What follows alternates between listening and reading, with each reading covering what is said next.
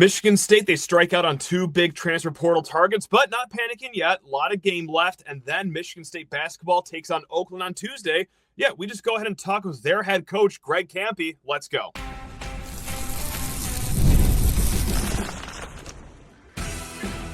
You are Locked On Spartans, your daily podcast on the Michigan State Spartans, part of the Locked On Podcast Network, your team every day. Start the season with a big return on FanDuel. New customers can place a $5 bet, and you'll get started with $150 in bonus bets if you win that first $5 bet. Just visit FanDuel.com to get started. Spartan friends, Spartan family, Locked On Spartans listeners, thank you all so much for tuning into Locked On Spartans. It's your team in green and white 5 days a week. Please rate, review, subscribe, comment below how you're feeling so far in the early days of the transfer portal cycle for Michigan State. And also, come for the portal news. Stay for our conversation with Greg Kampe. Of course, you already know who this guy is. Oakland University's head coach.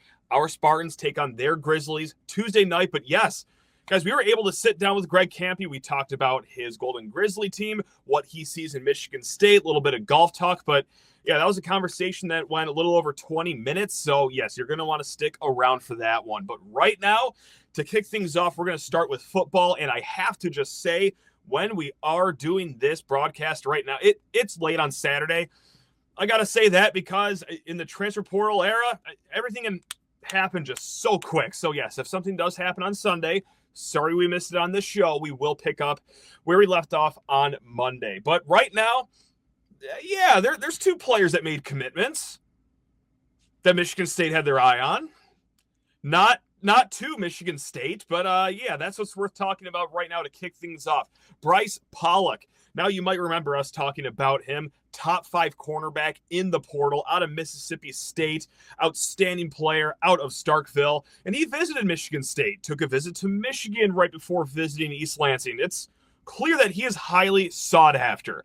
Now, before saying where he went, you probably already know it, but let's also talk about wide receiver Reginald Virgil. All-MAC second-team receiver out of Miami of Ohio. He was also on campus around the same time, if not the same time, as Bryce Pollock. And they just went ahead and committed to the same school. Again, you already know this by now. It's not Michigan State. It's Texas Tech is who we lost these two prize transfer targets to. Like, not Texas, which, okay, that's a easy pill to swallow. That's a pretty established program. They're doing some good things down there. Not Texas A&M, a team that is famously oozing money down there, but no, Texas Tech. So shout out to the donors over there in Lubbock, Lubbock. However I'm pronouncing it, doesn't matter. They got some coin down there. Now, I'm not going to say that's not a concern for Michigan State or that we should just chalk it up to saying, oh, well, hey, they just spent money. A little jarring that Texas Tech is outspending Michigan State, and I'm not saying that as someone that's being an alarmist of being like, oh my God, like this means our NIL is that bad. Like, no, I think Texas Tech is now becoming that good. But guys, I think this paints a picture of everyone in college has money now. Like, yeah, Michigan State's NIL is doing fine. It actually famously just secured Nick Marsh for his sophomore season. We talked about early last week. David Harns of Spartans Illustrated just reiterated that too. So, like, Michigan State's NIL is in a good spot. But you see something like that happen at Texas Tech, not necessarily famous for, just turning over money on top of dollars, on top of cents. A lot of teams have strong NIL now. So that's what we're competing against. Now, guys, a lot of game left in the transfer portal cycle. Okay, like we're not pulling all the alarms saying that, oh, this is a failure of a cycle for Michigan State. No, I mean, specifically for wide receiver too, Michigan State still has some targets that either just visited or are actually on campus right now as we are recording. The first one, you may have already heard us talk about him, Chrishon McCray out of Kent State. Now, Kent State, not a lot of things to smile about in their season. They went 0-12, and not a lot of those games were even close. But if there was anything to have a twinkle in your eye about as a Golden Flashes fan, well, it was Chrishon McCray. Big play McCray, as he calls himself, and for good reason. The guy had 40 catches, 705 yards, 9 touchdowns, 5'10", 165-pound receiver. That's the speedy guy that we are looking for at Michigan State. They really didn't have that kind of a guy last year. a staple of the offense back at Oregon State for Jonathan Smith and Brian Lindgren. Someone that can just burn and turn, be that slot receiver role. Didn't really have it in spades this year. They tried to make it work for all 12 snaps Alante Brown was healthy for this year. And then Isaiah Johnson stepped up pretty fine in that role, but I think they're looking for someone even more veteran and polished than that. Well, that's Chrishon McCray. Also, guys, they have hosted, or actually currently hosting, I believe, Omari Kelly. Now, he is out of Middle Tennessee State, 53 catches, 4 touchdowns, first team All-Conference USA. Now, certainly Michigan State is going to have competition for Mr. Kelly's services. He is also visiting Louisville. Now, that's notable too, obviously, just to know the names. But going back to Chrishon McCray, there hasn't been any other school publicized yet for having a visit from McCray. So as of now, MSU is the only school that McCray has visited. I would be a little surprised if we are the only school just because of how solid of a player he is. But nevertheless, those are 2 receivers still on the board for Michigan State. And yes, they will need a receiver or 2, perhaps even 3 out of the portal cycle, whether it's, this one or the spring one, because we've said this stat a few times in the last week. Nick Marsh, hey, he's likely returning for Michigan State. And that's fun. That's great. He was the best receiver last year. He's also the only receiver that recorded a stat on last year's team that is returning to Michigan State. Everyone else is either graduated or they're in the transfer portal. Like, for example, Jerron Glover, he will not be coming back to Michigan State. He signed on to Mississippi State. And really quick, we'll add Dallas Fincher, too, offensive lineman. He is with San Diego State. So that is the update on your defectors from the program. I do want to talk about one other visitor. He was on campus on Friday, Luka Vincic. Now, redshirt sophomore offensive lineman from Oregon State. That's right. Not done entirely pillaging that program over there. I feel bad for the fine folks at Corvallis. But yes, again, redshirt sophomore, played 315 snaps last year at center and guard, so an interior offensive lineman. Played in 10 games last year, started in 2 of them. So he was deemed to be the starter in waiting for next year's Beavers team, but he wants to go back. Perhaps one can hypothetically connect the dots here, that he wants to play for Jim Maholchek, the offensive line coach that recruited him to Oregon State. So I would keep a close eye on that one. Now, really quick, before getting to our conversation with Greg Kampe, head coach of Oakland basketball, fantastic conversation, very generous with his time, and he's just a great guy to talk to. Got to shout out MSU hockey. All right, guys, they split the series last weekend on the road at Wisconsin, which isn't near the top of the Big Ten, but anytime you go on the road in the Big Ten in any sports, fine, it's going to get a little tough. So when they went to number 1 ranked Minnesota this weekend, well, yeah, you could understand that maybe you'd settle for all right, just split this one too. We'll be happy. That's fine. Don't tell that hockey team that, though. They went in and they got 2 victories from Minneapolis. That's right. They beat the number 1 ranked Gophers. Now, our Spartans, if you're not hip to it, they're number 3 in the country. Not too long ago, they were ranked number 1. I'm going to assume they're going to be number 1 here in a little bit. But first night, Friday night, shootout victory. Really staved off a 5-minute major penalty power play in the third period. Only surrendered 1 goal and a major penalty. All the skaters don't come back onto the ice after you score a goal. That is 5 unlimited minutes of 4-on-5 hockey. The Spartans bit the ice and, were able to bring that game to overtime, which they eventually won. And things were looking hairy on Saturday. They were down 3-1 in the third period. But how about 4 goals in the last 11 minutes for you? Charlie Stramel, he had the game winner. Isaac Howard, he also had 2 goals. And it's really fun rooting for a college hockey team when you know you have arguably, or maybe not even arguably, the best goalie in the game. Trey Augustine, 64 combined saves on the weekend. So yes, Michigan State raking in some points over there from Minneapolis. So yeah, you want that from a 4-game road series between Minnesota and Wisconsin. That will get the job done. All right, guys, we'll be right back. But first, you need to talk your ears off about FanDuel, America's number 1 sportsbook. We've talked about football. You might gamble on basketball, maybe even golf. But, guys, I just checked this. For the first time, FanDuel has the PDC World Dart Championship odds out there. You already know I will be staked in that one. Luke Littler plus 180. He's the favorite. If you want a good launch shot, Nathan Aspinall, 65-1. But guys, darts is electric. I'm not doing a bit right now. I absolutely love watching the World Championships every year. But let's say you're a normal person. You just want to do NFL betting. Well, for new customers, it gets even better because new customers can bet $5 and get $150 in bonus bets if you win that first $5 bet. The FanDuel Sportsbook app gives you everything you need to place live bets on the NFL all in one place. So when you get a hunch in the middle of the game, you can check out the latest stats, view live play-by-play, and so much more on the same page where you place your bets. Just visit FanDuel.com to join today. Again, you will get started with $150 in bonus bets if you win that first $5 bet. That's over at FanDuel.com. Never waste a hunch and make every moment more. That's FanDuel, official sportsbook partner of the NFL. All right, taking time out of his incredibly busy schedule, it is 700 Win Club member as of this year, the slayer of the Kentucky Wildcats, and more importantly, guys, two-time guest of the Locked on Spartans podcast. Thank you so much to Oakland University head coach Greg Kampe. Coach, how on earth are we doing? Are we doing okay? Yeah, man, it's an interesting time in college basketball. I know college sports, and old guys like me and Izzo and that, we're just trying to figure it out and survive it and get good again, and I lost my whole team. I got 11 new guys, and I like us, but we're a long way from being where I think we can be. I'm hoping by March we're that as good as we were last year, and I think we have that opportunity. We don't shoot it real well, and I think we can. And we're not the smartest team that's ever played, but I think that's got a lot to do with we have a fairly complicated system, and it's something I've got to think about in the future if I'm bringing 8 to 10 new guys in every year, because it's going to take some time. And we're defensively, we put all our time and effort into that, and we're there. I like us defensively. We'll be better in March than we are now, but I think we're grasping it. Offensively, it's been a really, really bad, and so we got to.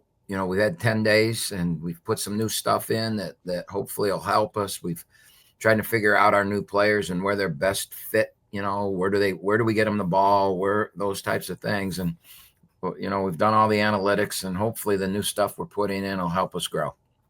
I did want to get to what you were kind of talking about right there at the top. Like 11 new players on this team. You obviously lost Mr. Oakland, Trey Townsend, over the offseason. And this is not your first time losing a star player, Micah Parrish, a few years ago. So, Coach, in your 41st year, how on earth do you stay sane in your position? Or are you not sane anymore? Like, I'll let you just take that away. I'm not sure I ever was, man. Okay. I'm really not sure. But, I've said this before, and I know Tom says it too. We talk all the time about why we're still doing this when our peers are saying enough's enough and getting out. And, Tony Bennett, just stopped in October. And I understand why they are, but for me, I got nothing else, man. This is what I got. This is what I do. And so instead of fighting it, I'm trying to adapt, and I'm trying to live through it, and I'm trying to understand it, and I'm trying to get good. And I owe it to our players to do that. I owe it to this university to do that. And I'm not fighting it. I'm just accepting it and trying to learn it and trying to get as good as we can get. Do you think if Oakland was a few hundred miles down south where it's like a little warmer and you could golf more often in the winter, do you think you would have left by now? Is the cold weather and nothing to do outside? No, because I could move. Right now? I could move. So that's I'm not going to probably ever, but I could do that. Once the juices get going and the season starts, I don't even. I actually, in my condo, I have a golf club that I pick up every day and just work on my grip a little bit and swing a couple of swings, but I don't hit any balls or anything. And I won't play golf until first week April after it's all over. Love that. There we go. And so, you know what, with the 11 names, obviously a lot of the familiar ones are gone, right? Like our beloved Rocket Watts, Trey Townsend, Jack Golke, the hero of March Madness. Who is stepping up for you this year? I know you said you had some shooting concerns right now, but outside of just the concerns, what's the positive right now as far as individual players go? Well, we're good defensively. We're really good defense. We went to Illinois was averaging 90 some a game. We held them to 66. Kansas was in 90s. We held them to 78. Toledo was averaging 80 something. We held them to 43. Defensively, I think we're good. We're long. We're athletic. We're not we're big and tall for mid-major. We're not tall for the Big Ten. Gotcha. We'll start 6'4", 6'7", 6'7", 6'7", 6'7", and then we'll bring 6'9", and 6'5" off the bench. So we've got great size in that zone, and we rebound really well. And it'll be a real test against Michigan State, but we rebounded with Kansas and we rebounded with Illinois. So, I think I can, if it's a bad rebounding night, Tuesday, it might just be the way the ball bounces, because sometimes the ball doesn't bounce, your way. I feel really comfortable with rebounding. What I'm not comfortable with is offensively, we look like we've never played. Okay. And we're not even a good pickup game. We're there's no movement. The ball stops in spots. We run our sets. We don't run them with pace. We don't understand what we're doing, and we just got to get better at that. And a lot of that's my fault, because we put so much time and effort into our defense. So we spent this week. We actually had a practice this week where it was all offense, and I don't know when the last time I ever did that in my career was. So we got to get better at it, and we got to shoot the ball better at it. But if you look at DQ Cole, he's back from last year. He made the huge shot that put the nail in the coffin. That's for right. Baru Navratilova, I can't even pronounce his name. I just call him Baru. He's really stepping up. He was our sixth man last year. He's now in a starting role. He's really playing well. And then we got a new kid, Alan McCabe, who I think is Player of the Year candidate in our league. Okay. Could really, really be special. We just got to start shooting the ball so they can't double and triple him. He looks like a tight end. I mean, he should be playing for the Lions at tight end. That's what he looks like. He's 6'6", 6'7". But he's got a chance at our level to be special. So those are the guys. We got a lot of guys that come in, and hopefully one of them gets hot and starts making some shots. Thanks for trying with that name, because I read that and I butcher every single name known to mankind on this show. So I appreciate you taking the dive there and giving that a whirle. That might be the first time I've publicly ever tried to say it. So. Making history here. Love it. It wasn't good. A lot better than I could have done there. Just how much Michigan State have you watched? Because just for transparency for the listener, the viewer, we're talking Friday afternoon right now, still a few days out from this game on Tuesday. But just as you're kicking back on the couch or where have you watched a little bit of Michigan State? Do they look noticeably different than last year? Or is this just us fans getting a little too high on the supply of an 8-2 team so far this year? Well, Michigan State usually looks the same. They're big, football-looking, physical guys who, when they get them, they're not that big, and then by the time they pumped them full of something, I don't know, but they're huge. And then they're very physical and toughness and all that. So what you're getting with them. I've watched all their games. I always, even after we play them, I'll watch all their games because I'm a big fan. Sure. But you've got, when you play Michigan State, you've got to make them play against your half-court defense. And other than when Cassius Winston was there, that's always been, and Mateen Cleaves. I think when Mateen was there, which is going way back, and Cassius, their half-court offense was phenomenal. But basically, you cannot let them run the ball up the floor, down your throat, seal at the basket with the big kid in transition and get layups or kick out threes. You've got to take the transition away. Last year's a perfect example. We're leading with about a minute and a half to go in the first half, and they get 3 layups in transition where we just lost our minds for a second. And all of a sudden you go down 5 or 6, and 5 or 6 becomes 10, and then we're down 10 the whole game, and it gets to 15 or 18, Yeah. And that should have never happened at the end of the half. We should have gone in up 1, down 1, somewhere there. And then that never happens. And that's what State does to you. They explode on you, and all of a sudden the close game becomes 12, and now you're not going to come back against them because they're so well coached and they're so physical. You're not going to get offensive rebounds against those types of things. So yeah, of course, you have to stay steady, and you can't give them those runouts. You got to make them score their baskets against your half court defense, and then you got to rebound. if you do that, we'll be in the game. We're good enough to be in the game. We're good enough to play with them. We're good enough to win. But we don't, but there's always some little thing that happens. And that's how it's going to be this year. It could end up 18 like this because they get 3 straight breakouts and then they get that flow going, and that's what they're good at. And they're the best defensive team we'll play all year. I thought Kansas was pretty good defensively, but I think in watching film, I think Michigan State will be the best defensive team. It's that time of year again. Of course, we're talking about the college football playoff. It is back. And with the newly expanded 12-team format, it's guaranteed to be bigger and better than ever, bringing you all the hard-hitting and high-flying excitement that you love. Now, TNT Sports coverage of the college football playoff begins December 21st, starting with the college football playoff kickoff show presented by AT&T at 11 a.m. Eastern. Leading into our first matchup, the SMU Mustangs battling the Penn State Nittany Lions at noon. Then, the Clemson Tigers look to upset the Texas Longhorns in a showdown at 4 p.m. Eastern. Don't miss a moment of the action. Watch the college football playoff presented by Allstate live on TNT, True TV, TBS, and Max. The most important part of this game, which, by the way, coming up Tuesday, 7 p.m. ESPN2 at Little Caesars Arena, but I was talking with a listener just beforehand. I let him know that I was going to be talking with you, Coach, and he said, ask him if he can bully Izzo into wearing something funny again. He suggested Santa suits for this game. You guys have done sweaters in the past. Do you think you can get both you in a Santa suit, or what's the wardrobe looking like a few days out here from this game?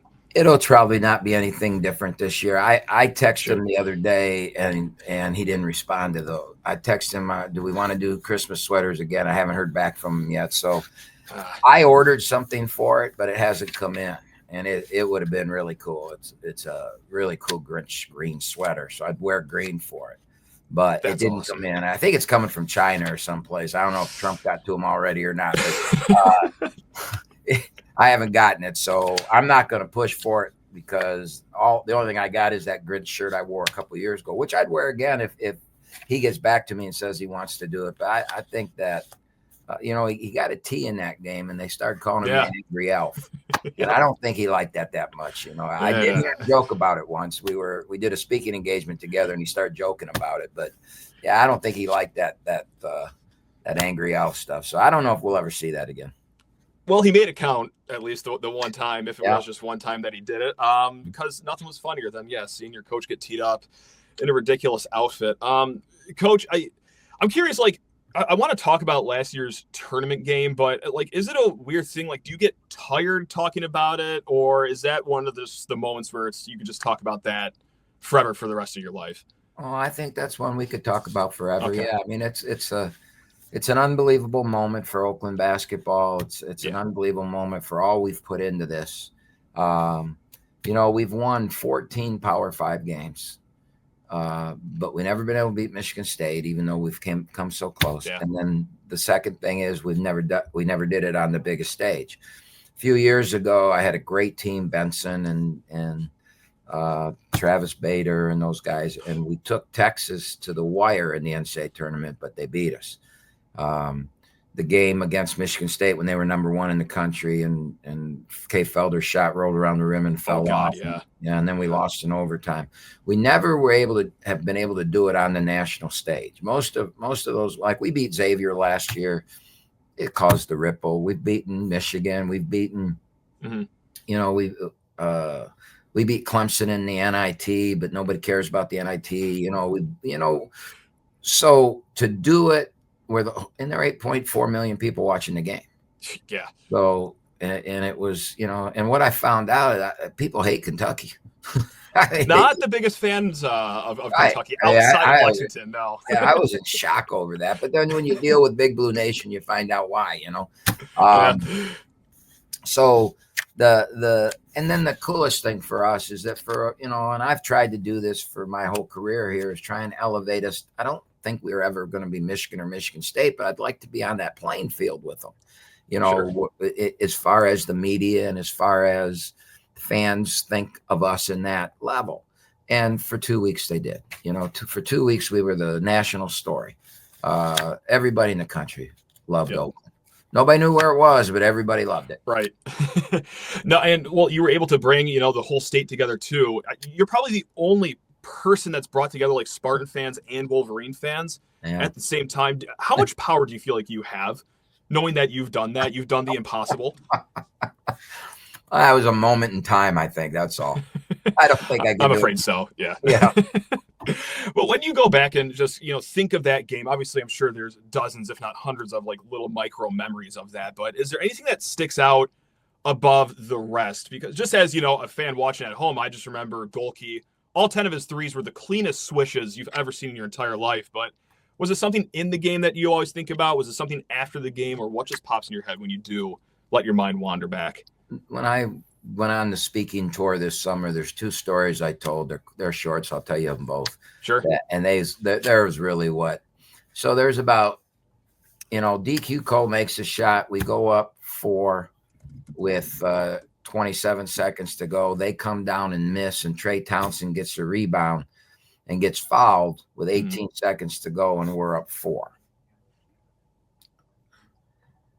We come down, and DQ Cole is over there going like this to the crowd, and the game's not over. And I got really mad, and I started screaming at him, and I might have sworn at him, and Rocket's going, no, and so I call everybody to come over, and I'm angry as hell, and I get over there, and I see the look on DQ's face in that, and I'm like, you know what? I can't do this to them, because they'll wet their pants and we'll lose the game, because they're playing great. Now I'm yelling at them. And so Sure. it dawned on me in that moment. So I looked at DQ and with the other guys around, I go, God dang it. That's not quite the word I used. Yeah. Act like you've been here. And then I pulled him in, put my arms around him. I go, even though we never have, and they all laughed. I love that. And then I kind of felt, okay, we're going to be okay. But that I had a moment of panic that, I could tell by the look in their face. I mean, 8 million Understandable. people 8 million people watching, and their coach is screaming at them like, they're about to win the biggest game in Oakland history, and their coach is an idiot screaming at them. And then my favorite story of the whole tournament is after selection Sunday, I went in to get gas. And there's a gas station by the university. I go in there a lot, and there's a elderly lady behind the glass, and she'd ask me about Townsend all the time and players, And so I go in and I fill up with gas, and I go in to get my Diet Dr. Pepper, and I take it to the counter, and she looks at me, she goes, "We can beat Kentucky, right?" And I go, "Oh yeah, we can beat Kentucky." And so I tell her, "Hell yeah," and I walk out. And amazing. So the game goes, and we beat Kentucky. And maybe after the North Carolina State loss, maybe a week later, I'm back in there, and I go to get my Diet Dr. Pepper. And as I'm at the glass thing, pulling out, she comes out from behind the thing, comes running up to me, gives me a hug, and she goes, "You told me we could beat him. I bet $10 on us, and I won $720. Wow. For her, that's probably a week's salary, right? Sure. Of course. She was like ecstatic that we won that, and that she bet $10 on. She bet money line too. It wasn't like she took the spread. She bet. Amazing. So that's probably my favorite story of the whole thing. I need to go up to that gas station, because it's been a rough NFL season for me on FanDuel, but she sounds like a sharp, so I'll have to drive up there. Coach, I know we're a little running over on time. Do you have time for one more question? Sure. It is golf related. Sure. You said on Twitter, before your Kansas game that, playing in Fog Allen Fieldhouse was better than playing at Pebble Beach, just how special of a moment that was. What would you compare golf-wise playing Breslin Center to? Is it like Oakland Hills? Are you going to throw a barb at us and say Maple Lane? Like where? No. What do you compare Breslin Center? I do love Maple Lane. It's got a soft spot in my heart. Yeah, but I would put playing at Breslin like playing Oakmont, playing. We'll take that. Playing Oakland Hills, playing Friars Head on the East Coast, maybe Fisher's Island. I've always said we've played everywhere. There's 2 places we haven't played. One is I I wouldn't go there before. I'm not going to go into the story why, but I might go there now, but I wouldn't go there before, and that's Cameron Indoor. Wasn't going to. Okay.